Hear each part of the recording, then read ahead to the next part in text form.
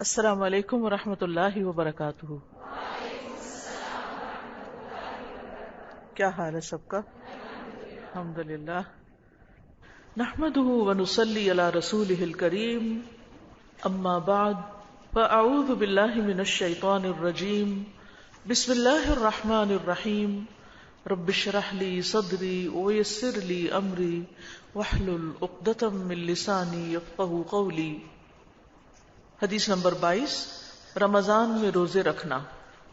ان ابی ہریرہ قال قال رسول اللہ صلی اللہ علیہ وسلم من صام رمضان ایمانا واحتسابا غفر له ما تقدم من ذنبه۔ کتاب الایمان۔ ابو ہریرہ رضی اللہ عنہ روایت کرتے ہیں کہ رسول اللہ صلی اللہ علیہ وسلم نے فرمایا، جس نے ایمان اور ثواب کی نیت سے رمضان کے روزے رکھے اس کے پچھلے گناہ بخش دیے جائیں گے۔ تو پچھلے گناہوں کی معافی کے لیے 2 شرائط یہاں رکھی گئی ہیں۔ ایک تو یہ کہ روزے رکھنے والا صاحب ایمان ہو، اور دوسرا یہ کہ اس کو ثواب کی نیت سے رکھنے والا ہو۔ پیچھے ہم پڑھ چکے ہیں نا، انما الاعمال بالنیات۔ تو جس نیت کے ساتھ کوئی نیک عمل کرے گا اس نیت کے مطابق وہ اس کا اجر پائے گا۔ اب یہاں پر جو ایمان کی قید لگائے گی، ایمان کی شرط لگائے گی، تو آپ نے دیکھا ہوگا کہ بعض نان مسلم بھی روزے رکھتے ہیں، اور خاص طور پر ایسے ممالک جہاں مسلم نان مسلم مل جل کر کام کرتے ہیں، تو بعض اوقات جو ان کے نان مسلم کولیگز ہوتے ہیں وہ رمضان کے احترام میں یا اپنے مسلم فرینڈز کی خاطر روزے رکھنا شروع کر دیتے ہیں، اور کئی روزے رکھ جاتے ہیں، لیکن چونکہ ایمان نہیں ہوتا تو اس لیے ان کو وہ اجر و ثواب نہیں ملتا، ان کے گناہوں کی بخشش نہیں ہوتی۔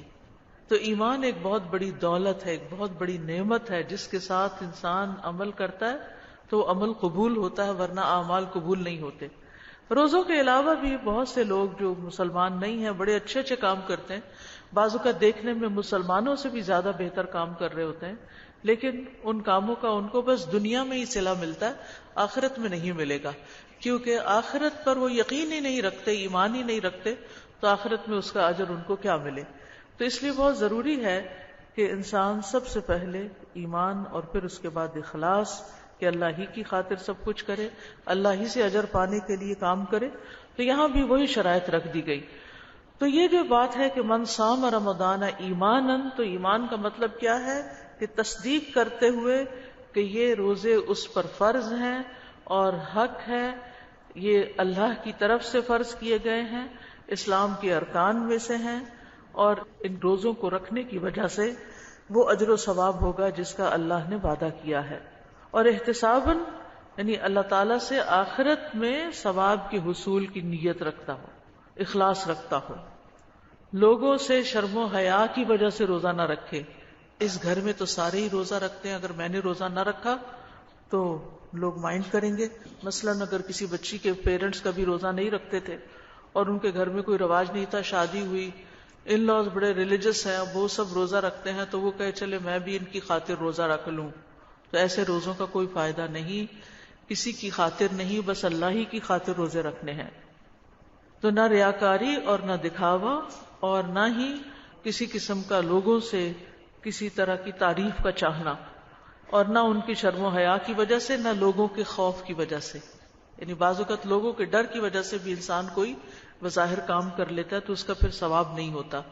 تو لازمی طور پر اللہ کی رضا کے لیے، جنت کے حصول کے لیے ہی روزہ رکھنا چاہیے۔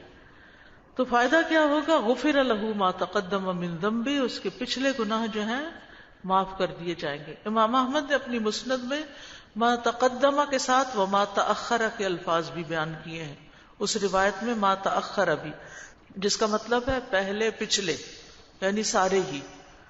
تو امام نووی کہتے ہیں کہ گناہ اگر صغیرہ ہوں کسی کے، اور گناہوں کے کفارے کے اعمال ان گناہوں کو پا لیں، یعنی بندہ روزہ رکھ رہا ہے مثلا، تو صغیرہ گناہ سب مٹ جاتے ہیں، اور اگر کسی کے کبیرہ گناہ ہوں تو وہ ان کو کم کر دیتے ہیں، سارے نہیں مٹتے۔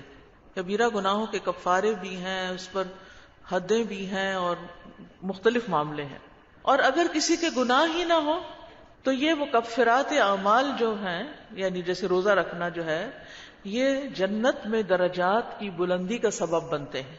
ٹھیک ہے، تو غفر لہ ما تقدم من ذنبہ میں کیا کچھ آ جائے گا، چھوٹے گناہ ہوئے تو وہ معاف ہو جائیں گے، بڑے ہوئے تو کم ہو جائیں گے، اور اسی طرح اگر کوئی گناہ ہے ہی نہیں کسی کے تو پھر اس کے درجات بلند ہوں گے. تو یہاں بنیادی طور پر روزے دار کے لیے ایک خوشخبری دی گئی ہے. روزے دار کو خوشخبری اللہ سبحانہ تعالیٰ کی اس فرمان میں بھی ہے جو حدیث قدسی میں آتا ہے کہ ابن آدم کا ہر نیک عمل خود اس کے لیے ہے سوائے روزے کے، وہ خاص میرے لیے اور میں اس کا بدلہ دوں گا. اور پھر روزہ دار کے منہ کی جو بساند ہے وہ اللہ تعالیٰ کے نزدیک مشک کی خوشبو سے بھی بہتر ہے. اور روزے دار کے لیے دو خوشیاں، ایک افطار کے وقت کی اور دوسری جب وہ اپنے رب سے ملاقات کرے گا. تو یہ بھی روزے کے فضائل اور ثواب میں سے ہے کہ وہ اپنے روزے کے ثواب کے ساتھ خوش ہو جائے گا. قیامت کے دن روزہ جو ہے وہ سفارش کرے گا بندے کے حق میں، جنت میں لے جانے والا عمل ہے. حدیث میں آتا ہے جو شخص اللہ اور اس کے رسول پر ایمان لائے، نماز قائم کرے اور رمضان کے روزے رکھے تو اللہ کے ذمہ حق ہے کہ اسے جنت میں داخل کرے، خواہ وہ اللہ کی راہ میں جہاد کرے یا اسی زمین میں بیٹھا رہے جس میں اس کی پیدائش ہوئی تھی. یعنی بعض اوقات ایسا ہوتا ہے کہ انسان کسی نان مسلم کنٹری میں رہ رہا ہوتا ہے اور وہاں پر وہ صرف اپنی ذاتی عبادات ہی کر سکتا ہے. تو ایسا شخص اگر اپنے بیسک جو اس کے رسپانسبلٹیز ہیں ٹورڈز ریلیجن، عبادات کے مطابق اگر وہ بھی کر لیتا ہے تو انشاءاللہ اس کے لیے بھی جنت کی راہیں ہموار ہو جائیں گی. تو روزہ کوئی معمولی عمل نہیں ہے، اور قیامت کے دن روزے دار کا خاص استقبال کیا جائے گا. اس کے لیے باب الریان کھولا جائے گا، اور جب روزہ دار اس سے داخل ہو جائیں گے تو دروازہ بند کر دیا جائے گا. وہ دروازہ صرف اور صرف روزے داروں کے لیے ہے. روزے کے لیے سحری ضروری ہوتی ہے، اس لیے نیکسٹ حدیث سحری سے متعلق ہے. ان انس بن مالک رضی اللہ عنہ قال قال النبی صلی اللہ علیہ وسلم تسحروا فإن فی السحور برکہ. کتاب الصوم.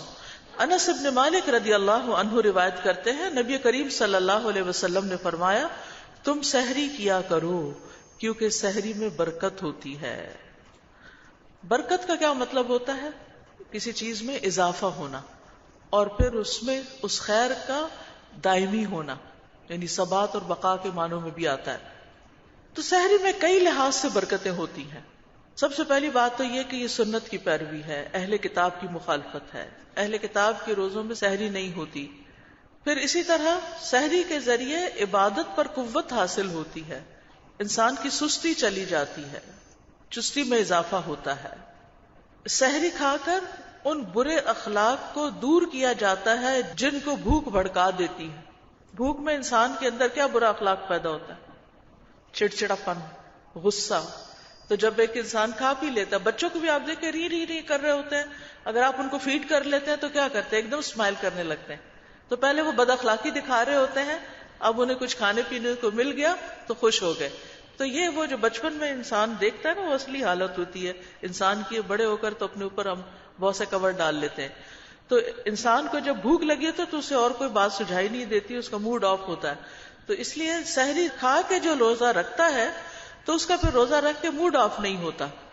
پھر اسی طرح سحری صدقے کا سبب بنتی ہے. اس کے ذریعے ان لوگوں پہ صدقہ کیا جاتا ہے جو اس وقت سوال کرتے ہیں. بعض فقیر سحری کے وقت مانگنے بھی آ جاتے ہیں. پھر اسی طرح اگر سحری کے وقت لوگ آپ کے پاس جمع ہیں یا آپ کہیں پر اوروں کے لیے سحری بھجوا دیتے ہیں تو آپ کا کھانا کھا کے جو لوگ روزہ رکھتے ہیں وہ اس کا ثواب بھی آپ کو ملتا ہے.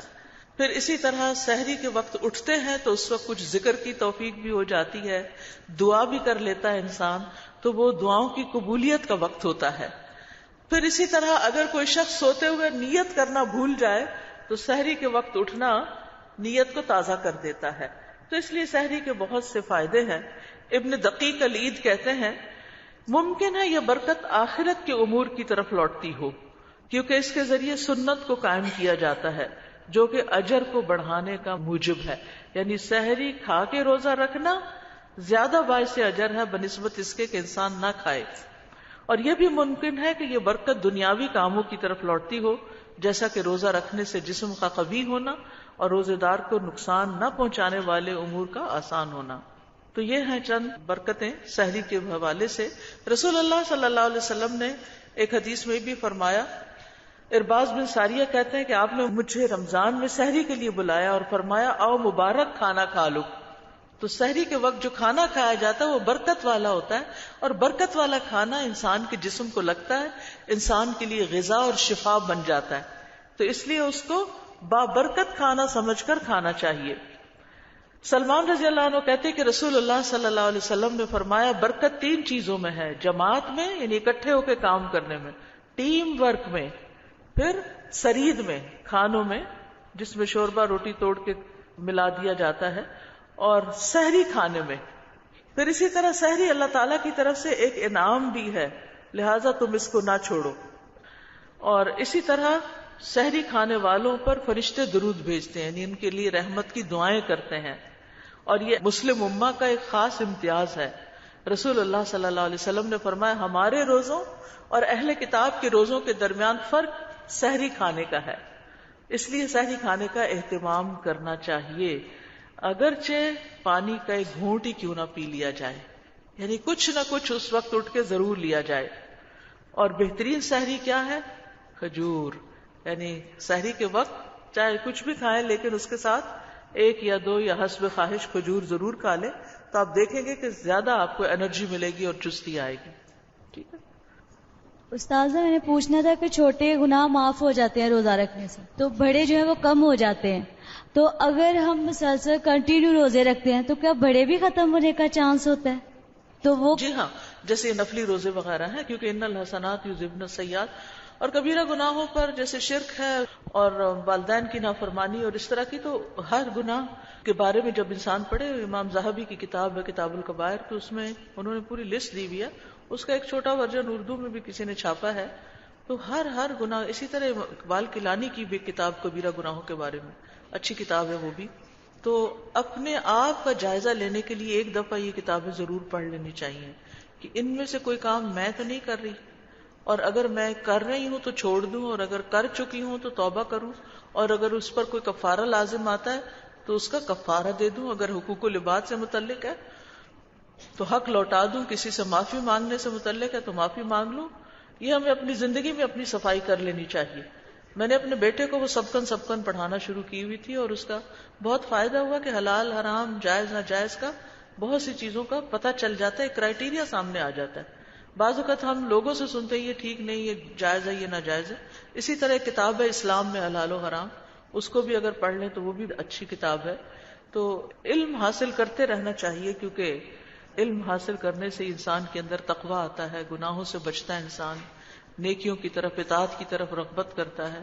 علم سے ہی انسان کو اخلاص نصیب ہوتا ہے، علم والوں سے محبت ہوتی ہے جو کہ انسان کے علم کو اور آگے بڑھاتے ہیں، اور اسی طرح انسان کو پھر بری محفلوں سے نفرت ہوتی ہے، اچھی محفلوں سے محبت ہوتی ہے جو اس کی گروتھ میں اور زیادہ مددگار ہوتی ہیں۔ تو علم جو ہے وہ بذات خود ایک بہت بابرکت چیز ہے، اور ہمیں تو سبحان اللہ جو علم مل رہا ہے یہ وحی الہی پر مبنی ہے، اور یہ اللہ کا سکھایا ہوا علم ہے۔ وَعَلَّمَكَ مَا لَمْ تَكُنْ تَعْلَمُ الرحمن علم القرآن۔ تو جس علم کا معلم اللہ رب العزت ہو، پھر اس علم کی بات ہی کیا ہے، اس علم کی برکتیں ہی کتنی ہیں، اس کے فائدے ہی کتنے۔ اس لیے ہر حال میں اس علم کے لیے حریص رہے، کورس ختم ہو جائے، کورس ہو یا نہ ہو، ساری زندگی طالب علم بننا اپنے لیے ایک فخر کی بات سمجھے۔ فخر سے مراد کہ خوش ہو کہ الحمدللہ کہ ہم طالب علم ہیں، اور اگر اس راستے میں موت آ جائے تو شہادت کی موت ہے۔ ابھی کل ہی کسی نے ایک نوٹ بھیجا چکوال برانچ کی بچی نے، کہ وہاں ایک خاتون تھی 60-70 سال کی عمر کی، تو پچھلے 10 سال سے تقریباً جڑی ہوئی تھی اور قرآن پڑھا اور باقی بھی کلاسز وغیرہ اٹینڈ کرتی رہی۔ تو جمعے کے دن 30 کو وہ برانچ میں آئیں، شاید محرم الحرام کا لیکچر تھا، اور اس کے بعد کچھ کھانے پینے کے لیے کچھ ارینج کیا ہوا تھا، تو وہ پیچھے بیٹھی تھی، ان کو آگے بلایا گیا اور ان کو پلیٹ پکڑائی گئی، اور پلیٹ پکڑتے ہی ان پر موت کی غشی طاری ہو گئی، اور اس مجلس کے اندر ہی ان کا انتقال ہو گیا کہ سارے کے سارے وہاں کلمہ پڑھ رہے تھے۔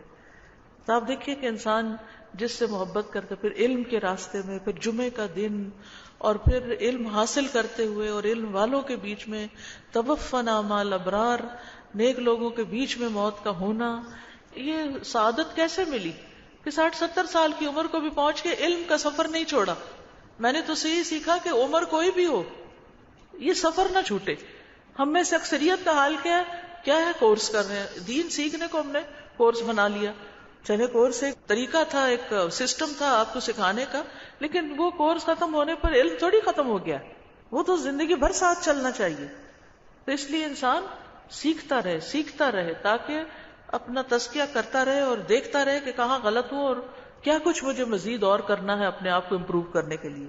جیسے ابھی بات ہوئی ہے کہ کچھ اعمال ایسے ہوتے ہیں جن سے صغیرہ گناہ معاف ہوتے ہیں, اگر وہ نہیں ہو تو کبیرہ گناہ جو ہے ہلکے ہو جاتے ہیں, اور پھر اگر یہ دونوں بھی نہیں ہوں تو پھر جنت کے درجات بلند ہوتے ہیں.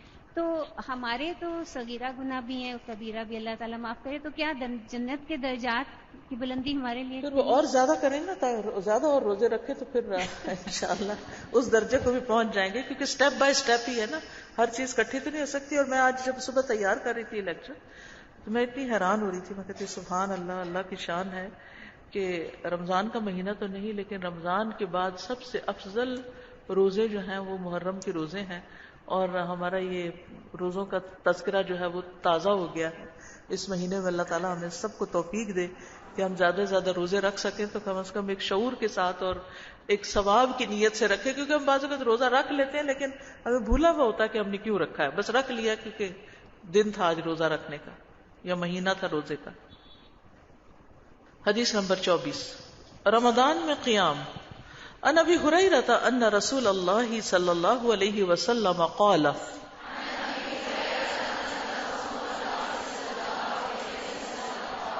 من قام رمضان ایمانا واحتسابا غفر له ما تقدم من ذنبه. کتاب الایمان. ابو ہریرہ رضی اللہ عنہ سے روایت ہے کہ رسول اللہ صلی اللہ علیہ وسلم نے فرمایا, جو شخص رمضان میں ایمان کی حالت میں ثواب کی نیت سے رات کے وقت قیام کرے گا تو اس کے پچھلے گناہ بخش دیے جائیں گے.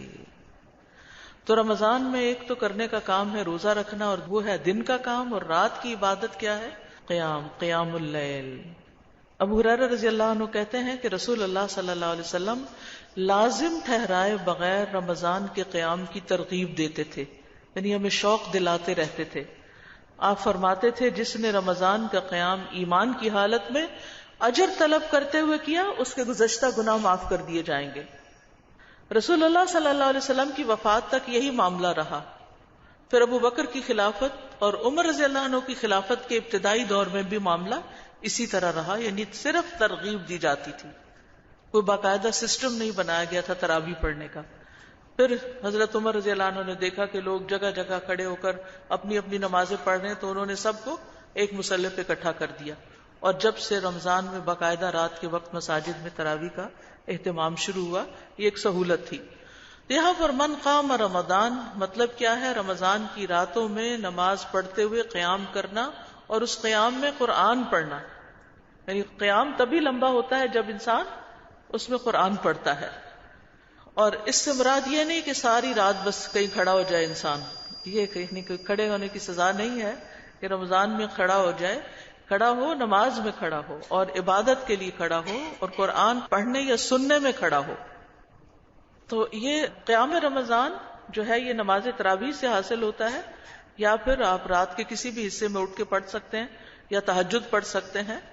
لیکن اس کا یہ مطلب نہیں ہے کہ تراویح کے بغیر قیام رمضان نہیں ہوتا, کہ اگر آپ مسجد میں نہیں تراویح پڑھنے گئے تو آپ کا قیام نہیں ہوا. آپ جماعت سے بھی پڑھ سکتے ہیں, آپ اکیلے بھی پڑھ سکتے ہیں, اور آپ کو جتنی اللہ تعالیٰ توفیق دے آپ اس کو پڑھ لیجئے. اور یہ بھی یاد رکھیے کہ فرض نماز کے بعد سب سے زیادہ فضیلت والی نماز تہجد کی نماز ہے, رات کی نماز ہے. افضل الصلاۃ بعد الفریضۃ صلاۃ اللیل, صحیح مسلم کی روایت ہے, نبی صلی اللہ علیہ وسلم کے الفاظ ہیں. رات کا قیام رب کے قریب کرتا ہے, رب کے قرب کا ذریعہ. جو یہ چاہتا ہے وہ مقربین میں شامل ہو جائے, اسے چاہیے کہ رات کا قیام کرے. ہم سب کو اس بات کا تو شوق ہوتا ہے ہم اللہ کے مقرب بندے بن جائیں, لیکن وہ کام نہیں کرتے جو مقرب بنانے والے. تو اس لیے دعا کیجیے اور توفیق مانگیے، اللہ ضرور توفیق دے گا انشاءاللہ. اور اگر ایک دن اٹھنے کی توفیق ہو جائے تو سحری کے وقت، تہجد کے وقت خوب دعا کرے تاکہ آگے پھر اللہ تعالیٰ آپ کو روز توفیق عطا فرمائے. رسول اللہ صلی اللہ علیہ وسلم نے فرمایا رات کا قیام لازم پکڑو، وہ تم سے پہلے کے نیک لوگوں کا طریقہ ہے، یعنی قیام اللیل صالحین کا طریقہ ہے، اور تمہارے رب کے قرب کا ذریعہ، برائیوں کا کفارہ اور گناہوں سے رکاوٹ ہے. یعنی قیام اللیل انسان کو گناہوں سے بھی روکتا ہے، انسان کے اندر ایمان کی قوت پیدا کرتا ہے جس سے انسان کو گناہوں سے نفرت ہوتی ہے. تو بہرحال عام راتوں میں سال بھر بھی قیام کرنا چاہیے، رمضان میں خاص کرنا چاہیے، اور رمضان کی آخری عشرے میں، آخری 10 راتوں میں اور بھی زیادہ اہتمام کرنا چاہیے. رسول اللہ صلی اللہ علیہ وسلم اپنے گھر والوں کو بھی اس کی ترغیب دیا کرتے تھے اور بہت تاکیدی حکم دیا کرتے تھے، اور آخری عشرے میں خود بھی جاگتے اور گھر والوں کو بھی جگاتے تھے. حدیث نمبر 25، روزے میں جھوٹ سے بچنا. عن ابی ہریرہ رضی اللہ عنہ قال قال النبی صلی اللہ علیہ وسلم من لم يدع قول الزور والعمل به فليس لله حاجة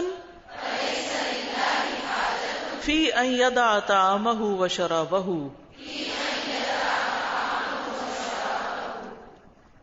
ابو ہریرہ رضی اللہ عنہ روایت کرتے ہیں کہ رسول اللہ صلی اللہ علیہ وسلم نے فرمایا جو شخص جھوٹ بولنا اور اس پر عمل کرنا نہ چھوڑے، یعنی روزہ رکھ کے، تو اللہ کو کوئی ضرورت نہیں کہ وہ شخص اپنا کھانا اور پینا چھوڑ دے.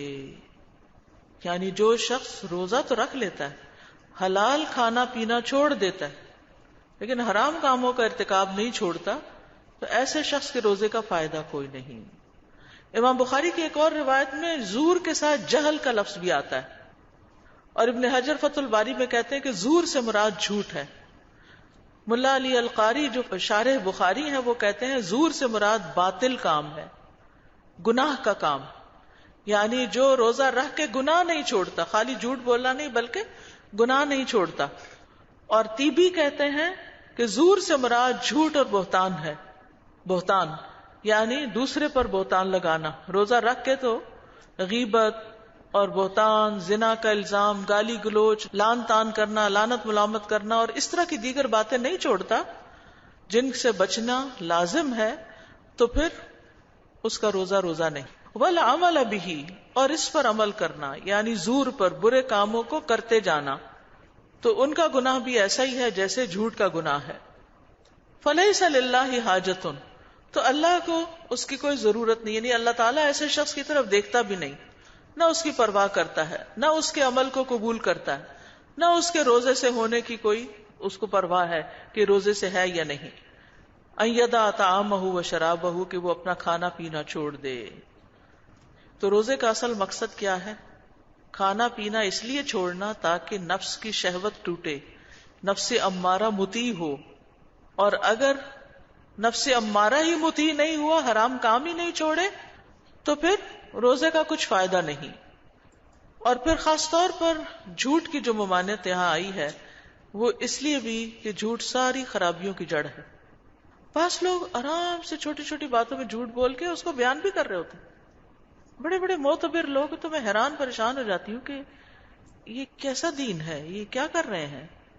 یعنی کسی کا دل خوش کرنے کے لیے، کسی کو دھوکہ دینے کے لیے، کسی کو بے وقوف بنانے کے لیے غلط بیانی سے کام لینا. جھوٹ کیا ہے؟ کیا ہے جھوٹ؟ حقیقت کے خلاف بات کرنا، یعنی خلاف حقیقت بیان جو ہے. رسول اللہ صلی اللہ علیہ وسلم نے فرمایا جس میں 4 باتیں پائی جاتی ہیں وہ پکا منافق ہے، اور جس میں کوئی ایک خصلت ہے تو وہ نفاق کی ایک خصلت میں مبتلا ہے جب تک چھوڑ نہ دے. امانت رکھی جائے تو خیانت کرے، بات کرے تو جھوٹ بولے، وعدہ کرے تو خلاف کرے، جھگڑا کرے تو گالی گلوچ کرے. جھوٹ اور سچ اکٹھے نہیں ہو سکتے. حدیث میں آتا مسند احمد کی روایت ہے لا یجتمع الصدق والکذب جمیعا. پھر اسی طرح مذاق میں بھی جھوٹ بولنے کی ممانعت ہے. جھوٹ ایسا گناہ ہے جس کی سزا دنیا میں بھی ملتی ہے. بعض اوقات ہم جھوٹ بول کے بھول ہی چکے ہوتے ہیں کہ ہم نے بولا ہے، یہ پرواہ ہی نہیں کرتے، خیال ہی نہیں کرتے، اور کسی مشکل میں جا پھنستے ہیں تو ہمیں کچھ یاد نہیں ہوتا کہ یہ مشکل کیوں آئی. تو اللہ تعالیٰ سے ہمیں دعا کرنی چاہیے کہ یا اللہ ہمیں گناہ یاد کروا دے، بعض گناہ جو ہم کر کے بھول چکے.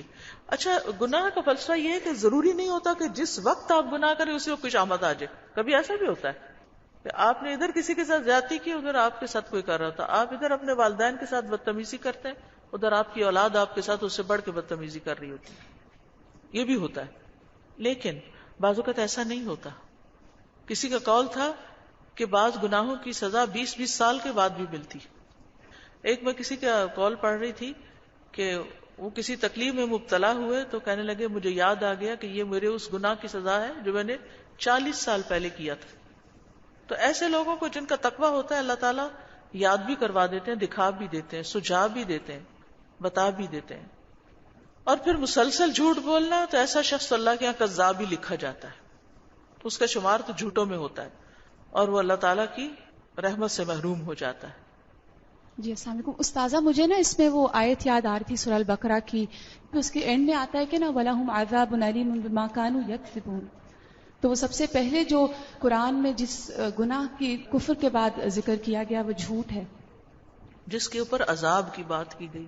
سب سے پہلے جس گناہ پہ عذاب کی بات کی گئی کفر کے بعد، تو جھوٹ ہی ہے. جی استاذہ، آپ سے پوچھنا چاہتی ہوں کہ آپ نے حدیث بیان کی تھی کہ اللہ تعالیٰ کا فرمان ہے کہ بندے کا ہر عمل اس کے لیے ہے اور روزہ میرے لیے ہے اور میں اس کا اجر دوں گا.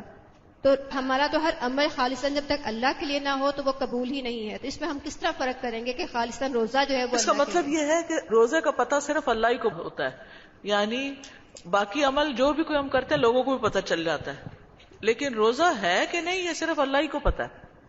اس پر صرف اللہ ہی گواہ ہوتا ہے کہ روزہ ہے. السلام علیکم استاذہ. وعلیکم السلام. استاذہ، جھوٹ کے حوالے سے ایک چھوٹی سی بات جو آج کل دیکھ رہی ہوں سب سے زیادہ، وہ ہمارے سیاستدان ہیں، دھڑلے سے جھوٹ بولتے ہیں. اس بات کا وہ دھیان ہی نہیں کرتے کہ ان کی ایک ایک بات اب تو میڈیا ریکارڈ کر رہا ہوتا ہے اور وہ لوگ باقاعدہ طور پہ چلا دیتے ہیں پہلے کیا بات کہی تھی اور اب کیا بات کر رہے ہیں. جب میڈیا ریکارڈ کر رہا ہے تو اللہ تعالیٰ کیسے ریکارڈ کر رہے ہوں گے؟ اللہ ہم سب کو معاف رکھے، اسے محفوظ رکھے. اللہ تعالیٰ ہم سب کو محفوظ رکھے. کیونکہ جب لیڈر یا بڑے کوئی کام کرنے لگتے تو چھوٹے اس کو اپنے لیے ویسے ہی حلال کر لیتے ہیں. استاذہ، اس میں یہ بات بھی سمجھ میں آتی ہے کہ اللہ سبحانہ وتعالیٰ نے ہمیں جو بھی عبادات بتائی ہیں اس کے شرائط اور آداب بھی سکھائے ہیں. کیونکہ بعض دفعہ ہم یہ کہتے ہیں ہاں ہمیں پتہ ہے نماز پڑھنی ہے، ہاں ہمیں پتہ ہے کہ روزہ رکھنا ہے، لیکن جب اس کے شرائط اور آداب کا خیال رکھے بغیر کرتے ہیں تو پھر وہ برکت حاصل نہیں ہوتی. جیسے آتا ہے نا کہ نماز بے حیائی سے روکتی ہے، لیکن ہم جیسوں کو کیوں نہیں روکتی؟ اس لیے کہ ہم جانتے ہی نہیں ہیں کہ اس کے آداب کیا تھے. یا جب اس طرح کی بات آتی ہے کہ وہ کچھ ایسا سا ہے کہ نامراد رہا، محروم رہا وہ شخص جس نے رمضان کے روزے پائے اور بخشش نہ کروا سکا، تو اس سے پتہ چلا کہ صرف روزے رکھنا کافی نہیں ہے، وہ بخشش کے ذرائع بھی تو پتہ ہونے چاہیے کہ وہ کون سے روزے ہوتے ہیں جس کے بعد بخشش آتی ہے. السلام علیکم. وعلیکم السلام. گناہوں کی سزا کہتے ہیں مل کر رہتی ہے، تو اگر توبہ بھی کر لیں تو بھی ملتی ہے؟ اللہ معاف کر دے تو بس ختم بات. تراویح میں ہم امام صاحب کے پیچھے جب کھڑے ہو کر قرآن پاک سن رہے ہوتے ہیں تو ایک چیز نئی دیکھنے میں آتی ہے کہ اگر ہم اسے قرآن کو ہاتھ میں پکڑ کر خود ساتھ پڑھ رہے ہوں تو کیا وہ افضل عمل ہے یا درست بات نہیں ہے یہ کہ اذا قرئ القرآن فاستمعوا له یا فقرؤوا له، کیا کہا گیا ہے؟ تو پڑھنے کی کیا ضرورت ہے؟ یہ کیوں رواج شروع کر دیا کہ امام پڑھ رہا ہو اور ہم بھی ساتھ پڑھنا شروع کر دیں؟ استاذہ، میں تو حضرت عمر رضی اللہ عنہ کے بارے میں سوچ رہی تھی کہ ویسے ہی ان کی یہ طبیعت تھی نا چیزوں کو آرگنائز کر دینے کی، تو انہوں نے جو اس قیام اللیل کو آرگنائز کیا تو اس میں کتنی چیزوں کے آرگنائز ہونے میں کتنی برکت ہوتی ہے اور کتنی وہ پروڈکٹیو ہو جاتی ہیں کہ اتنے 100 سال سے پوری امت پھر اتنا قیام اللیل کر پاتی ہے. ورنہ جو اب ہمارا حال ہے، ہم اگر اکیلے میں ہی پڑھنا ہوتا تو بہت سے لوگ نہ پڑھ پاتے. بالکل، کیونکہ جماعت میں برکت ہے. اور دوسری بات یہ ہے کہ نبی صلی اللہ علیہ وسلم کے زمانے میں صحابہ کرام رسول اللہ صلی اللہ علیہ وسلم ان کی ایک ایک رکعت کی جو طوالت تھی وہ آج کل کی جو رکعتیں ہیں ان کی طوالت سے بہت مختلف. تو یہ 8 اور 20 کی گنتی میں پڑھ کر تو شاید وہ ہم مسلمان کی طوالت سے کم رہ جاتے، اصل روح سے پیچھے چلے گئے. یعنی آپ صلی اللہ علیہ وسلم کا قیام ایسا ہوتا تھا کہ آپ کے پاؤں مبارک متورم ہو جاتے تھے، پھٹ جاتے تھے، اتنا لمبا قیام کرتے تھے. اور ہماری سارا فوکس رکعتوں پہ ہوتا ہے کہ زیادہ سے زیادہ گنتی پوری کر لیں.